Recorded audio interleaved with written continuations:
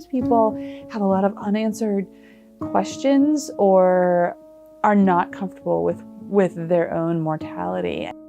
There is the very real fear that its presence has always been and will probably continue to be a problem and a threat.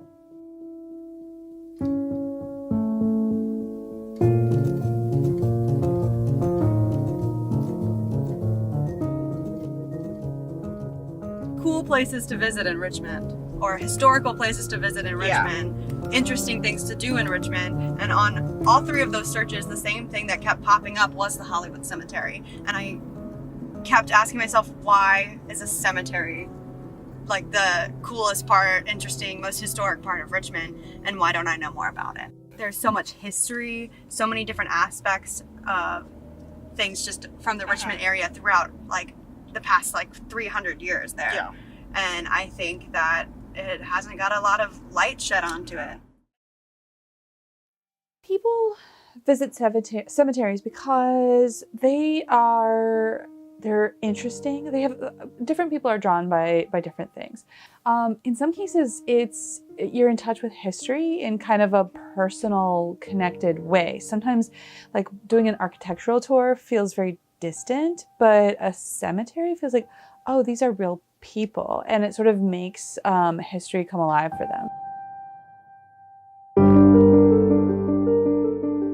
History like the President's Circle, which overlooks the James River, and where former presidents James Monroe and John Tyler are laid to rest. 8 of the first 9 terms of presidents belong to people from Virginia. So James Monroe is very much a part of that legacy of the role Virginia played in the founding of the nation. He had served in the Continental Army. Only a few feet away from Monroe's reliquary stands John Tyler's tomb.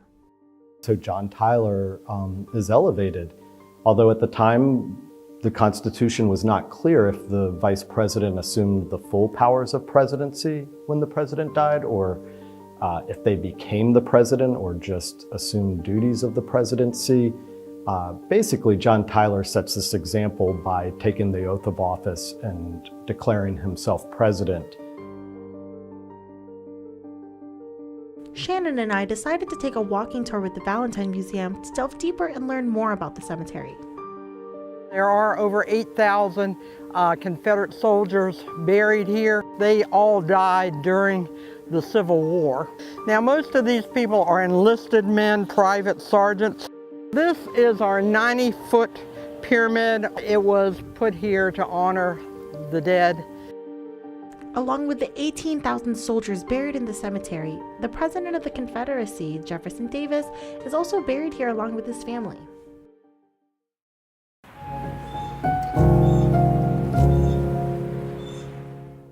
Presidents aren't the only famous people buried in Hollywood Cemetery. Other residents include a prince and princess, a Titanic survivor, and a Supreme Court justice. However, many people come here for paranormal reasons, in hopes of getting a glimpse of some of Hollywood's other famous residents.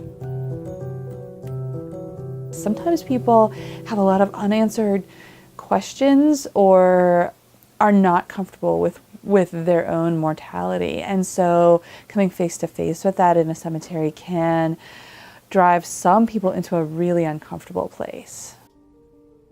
Many people feel senses of paranormal elements in cemeteries. Hollywood is home to over 85,000 graves, and some of its residents are more famously known than others. The Iron Dog is one of the first statues you see upon entering the cemetery, and is known for being a more active resident. You will hear accounts like around Halloween that he growls at people, that type of thing. The dog watches guard over a 3-year-old girl named Bernadine Rees. She passed away in 1862 from what many believe to be scarlet fever. Bernadine loved the family-owned dog statue so much that it was placed on her grave in the Hollywood Cemetery. Without it watching over her, the Iron Dog was in danger of being melted down to make bullets during the Civil War. Cemetery goers often place toys on the girl's grave as a commemorative memorial site.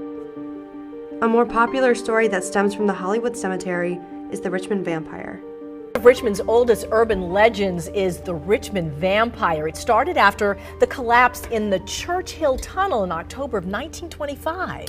The story of the Richmond Vampire gets connected to this idea that a person came out of the tunnel after the collapse and looked like their skin was falling off and looked monstrous. All right, so this is W.W. Poole's mausoleum. He is rumored to be the Richmond vampire. They saw, as the train in the Churchill Tunnel exploded and people were running out, trying to get away, they saw someone come out that was disgusting. His skin was falling off. Everything was like wrong with this person, and they saw him run to the Hollywood Cemetery and go into this tomb. And maybe there is a real kernel of truth there. There was one individual that came out of the tunnel who had been scalded, and his flesh was burnt from the boiler of the engine. And I think he dies of his wounds later. So. While the paranormal may attract some, others are drawn to the atmosphere that the Hollywood Cemetery holds and the memories that remain there. Famous Richmond-based band Gwar decided that the Hollywood Cemetery would be the best place to house a memorial for their lead singer Dave Brockie, who passed away in 2014. You know, Dave is an important figure in music in Richmond, and he's really actually an important figure in music, certainly in shock rock and punk rock and heavy metal. Very gifted artists, and Hollywood Cemetery was really sort of part of the fabric of the Richmond punk scene in a weird way. But even and so we would go to Hollywood Cemetery to hang out. So it was a place where we trespassed a lot. He really loved the big. He was a history buff. He really liked the pyramid that's there with the soldiers buried underneath it. The legend of the vampire that's buried in Hollywood Cemetery.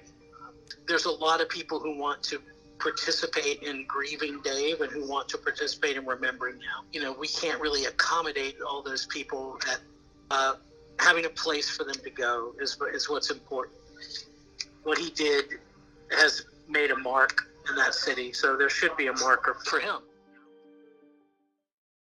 With or without a vampire or ghost dog, the Hollywood Cemetery still stands as a landmark, full of history and untold stories that won't be taken to the grave.